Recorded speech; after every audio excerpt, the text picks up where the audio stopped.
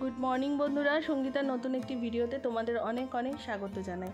আজকে বুধবার, এখন বাজে ঘড়িতে সকাল 7টা। আজকে আমার শ্বশুরমশাই বাৎসরিক কাজ, সকালবেলা তাই উঠে অনেক কাজ, মানে কাজের কোনো শেষ নেই। আমি তো 7টার সময় উঠে গেছি, উঠেই একটাতে ঘুগনি চাপিয়ে দিয়েছি আর একটাতে তোমার চা বসিয়ে দিয়েছি। সবার চা মোটামুটি খাওয়া হয়ে গেছে।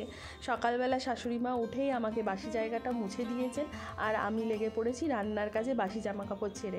ধনে পাতা দিয়ে দিয়েছি, তারপরে দিয়ে দিলাম ঘুগনির মধ্যে ভাজা মশলা। ভাজা মশলার মধ্যে জিরে আর 2টো এলাচ শুকনো খোলায় ভেজে গুঁড়িয়ে নিয়েছি।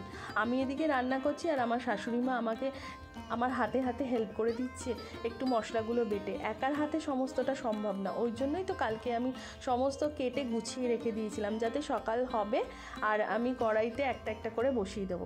তো চলো, মোটামুটি ঘুগনি হয়ে গেছে। একদিকে আমি রান্না করছি আর আরেকদিকে ক্যামেরা ধরে আছি। এদিকে তো ঘুগনি নামিয়েই ফেলেছি। তারপরে এবার করব চাটনি। চাটনির জন্য তেলের মধ্যে দিয়ে দিলাম 5 ফোড়ন আর লঙ্কা, শুকনো লঙ্কা।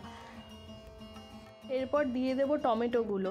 এখানকার লোকেরা না সকালবেলা আমরা যেরকম লুচি আর ঘুগনি খাই বা যাই হোক, মানে অনুষ্ঠান বাড়ি, সে শ্রাদ্ধ হোক বা যাই হোক অনুষ্ঠান বাড়িতে, কিন্তু এখানকার লোকেরা মুড়ি ঘুগনি খায় তার সাথে বোঁদে। তো ওই জন্যই ঘুগনিটা করা। তো সবাইকে তো আর বলা হয়নি। ওই একজন প্রতিবেশী আছেন যে না থাকলে আমাদের এই কাজটা পুরোটাই কমপ্লিট হতো না, খুবই কষ্ট হতো।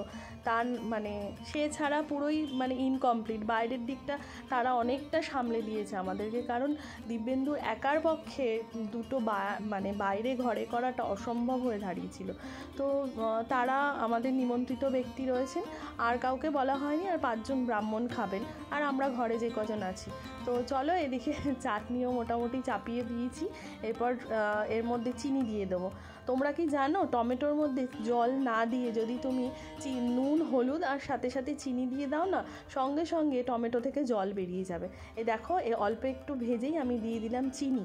এরপর দেখবে কি সুন্দর জল বেরিয়ে যাবে। আমি না টমেটো চাটনি যখনই করি আমি জল ব্যবহার করি না, কারণ চিনি দিলেই সঙ্গে সঙ্গে টমেটোগুলো জানি না কেন সিদ্ধ হয়ে যায়। তোমরা কখনো ট্রাই করে দেখো।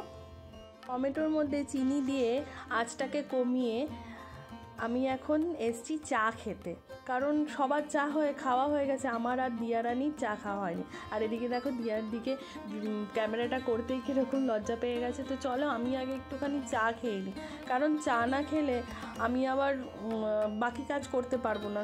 খুব খিদে পেয়ে গেছে। আর আমার শাশুড়ি মা বললো যতক্ষণ না শ্বশুরমশাই কাজ কমপ্লিট হচ্ছে ততক্ষণ আমরা কিছুই খেতে পারবো না। তো সুতরাং চা বিস্কুটটাই এখন ভরসা। তো ওই জন্য 2টো টোস্ট বিস্কুট নিয়ে নিয়েছি। চাটা খেয়ে নিই, চাটা খেয়ে আমি একটু এনার্জি নিয়ে নিই, তারপরে আবার কাজ করব। চলো, চা খাওয়া হয়ে গেছে। এবার দেখেছো, যেহেতু টমেটোর মধ্যে চিনি দিয়েছি কত জল বেরিয়ে গেছে, আমি কিন্তু মোটেও জল দিইনি। এবার খেজুর আর আমসত্ত্ব যেটা কেটে রেখেছিলাম, আগে খেজুরটা দেবো। টমেটো তো একদম সেদ্ধ হয়ে গেছে, আগে খেজুরটা দেবো। আগে খেজুরের সাথে আমি আমসত্ত্বটা দেবো না, কারণ আমসত্ত্ব পুরো গলে যাবে। নামানোর আগে আগে আমসত্ত্ব দিয়ে নামিয়ে দেবো। তো এখানে মোটামুটি খেজুরটা যেই দিয়েছি আর একটু ঘন হয়ে যাবে।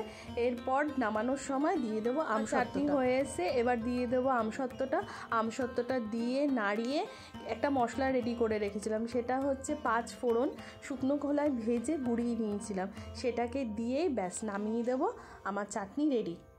চলো, চাটনি রেডি হয়ে গেছে। চাটনিটার কালারটা কেমন এসছে তোমরা অবশ্যই কমেন্টস করে বলো। এরপর চাটনি নামিয়ে নিয়েছি। এরপর করব ছোলার ডাল। দেখো, সবজি যদি কাটা থাকে, সমস্ত যদি রেডি থাকে না, পরপর রান্না আরামসে হয়ে যায়, বেশিক্ষণ সময়ও লাগে না। তো এরপর আমি করে নেব ছোলার ডাল। তার জন্য নারকেল কুচিয়ে আমি ভেজে নিয়েছি। নারকেল কুচিয়ে তো আগের দিনই রেখেছিলাম। এরপর এগুলোকে ভেজে নেব, ভালো করে ভেজে নিয়ে তারপরে এর মধ্যে দেবো মশলাটা। আগে মশলাটা দিইনি আমি, কারণ মশলা দিলে না মশলাটা পুড়ে যাবে। তো আর এদিকে দেখো, ছোলার ডাল কি সুন্দর সেদ্ধ হয়ে গেছে। এর মধ্যে হলুদ দিয়ে দেবো। নুন তো দিয়ে সেদ্ধই করেছি, এর মধ্যে হলুদ দিয়ে দিলাম।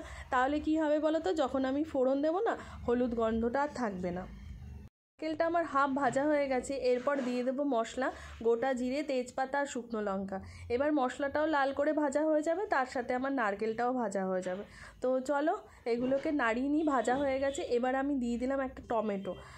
মানে অনেকটা ছোলার ডাল তো, তাই ভাবছি কি একটু অন্যরকমভাবে করব, তাই টমেটো দিয়ে দিলাম একটা। এবার টমেটোটা ভাজা ভাজা করে দেবো সামান্য 1 চামচের মতো জিরের গুঁড়ো নিয়েছি, একটু জল দেব, দিয়ে জিরের গুঁড়োটা আমি ঢেলে দেবো তোমার মশলার মধ্যে, তেলের মধ্যে দিয়ে দেবো। দিয়ে এবার ভালো করে নাড়িয়ে ঢেলে দেবো তোমার ছোলার ডালটা। আর ছোলার ডালটা না অনেকটাই, তো তাই তোমাদের সাথে পুরোটা শেয়ার করা হয়নি, এক হাতে ক্যামেরা করছি। তো এদিকে গামলার মধ্যে শিফট করে নিয়েছি, কড়াইতে ধরতো না বলে। আর দিয়ে দিলাম এবার চিনি, ভালো করে এবার নাড়িয়ে ফুটলেই ব্যাস, ভাজা একটা মশলা করা আছে, ঘি দেবো, আমার ছোলার ডাল তাহলে রেডি। ছোলার ডাল আমার কমপ্লিট। এবার করব আমি বাঁধাকপি। বাঁধাকপি করলেই আমার ডিউটি শেষ। আর তোমাদের সাথে সেরকমভাবে কোনো ভিডিও আমি শেয়ার করতে পারলাম না। লাস্টে বাঁধাকপিটা করেইছিলাম, কিন্তু তারপরে লুচি ভাজতে গিয়ে হয়ে গেল এক অঘটন। আমাদের যে প্রতিবেশী কাকিমা, সেই লুচি ভাজছিলেন, কিন্তু আমি ওনাকে বললাম 5টা ব্রাহ্মণকে তুমি খেতে দাও, কিরমভাবে কি খেতে দিতে হবে আমি তো জানি না, আমি লুচিটা ভাজছি। বলতে যেয়ে আমি লুচিটা ভাজতে গেলাম, ব্যাস 1 হাতার মতো তেল এসে আমার হাতে ছিটলো। তবে হ্যাঁ, খুবই জ্বলছিল, কিন্তু যেহেতু একটা এত বড় কাজ, সমস্তটা ঠিকঠাক মতো করতে হবে, সেই জন্য আর ওই ব্যথাটা আর অতটা অনুভব হয়নি। আর তার মধ্যে আমাদের দিয়ারানি এসে আমাকে কোলগেট লাগিয়ে দিল। পেস্ট লাগানোর পর একটু ভালো লাগছিল। তো এই হলো আমার হাতের অবস্থা, পুরো হাতটাতেই এরকম হয়ে গেছে। তো চলো, ওই জন্য আর সমস্ত ভিডিও তোমাদের সাথে শেয়ার করতে পারিনি। তো তোমাদের ভিডিওটা কেমন লাগলো অতি অবশ্যই কমেন্টস করে জানিয়ে, ভালো লাগলে লাইক করো, শেয়ার করো।